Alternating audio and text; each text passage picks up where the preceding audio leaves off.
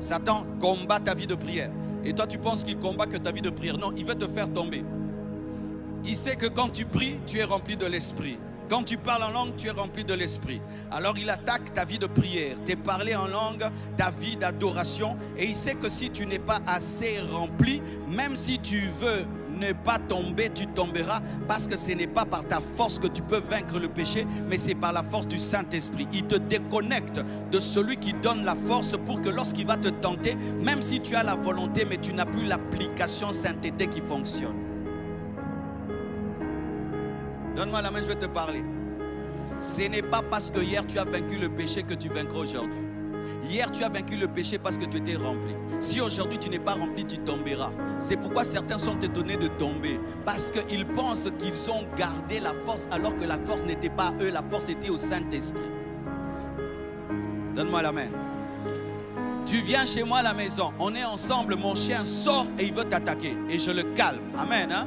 Le lendemain, maintenant, tu veux faire de l'excès de zèle, tu veux sortir sans moi. Mon chien va te mordre. Le péché t'a respecté parce que tu étais rempli de l'esprit. Si tu te déconnectes du Saint-Esprit, le péché te fera tomber. Ne vous y trompez pas. Aucun de vous ne peut vaincre le péché tout seul.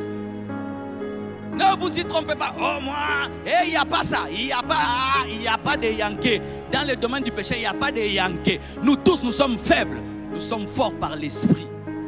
C'est pourquoi des fois tu es étonné. Mais comment ce frère, je l'ai connu saint, comment il peut faire ça? Parce qu'en ces temps-là, il était rempli de l'esprit. Là, il n'est plus rempli de l'esprit. Tu dépends du Saint-Esprit pour te sanctifier. Sans l'esprit de sainteté, il n'y a pas de sainteté. Sans l'esprit de sainteté, il n'y a pas de sainteté. Prie le matin, priez le matin, priez le matin. Frère, prie le matin. Prie les matins, tu ne connais pas la Delilah que tu vas rencontrer. Prie les matins, prie les matins, prie les matins, prie les matins. Tu pries et tu as la plénitude. Et quand tu as la plénitude, ça fait souvent quoi? Lorsque ton pneu est bien gonflé, même s'il y a des petites pierres et il y a des épines, ça passe. Mais lorsque ce n'est pas bien gonflé, on entend le bruit. Et puis tu abîmes ta jante. Vous êtes condamné à être rempli par le Saint-Esprit.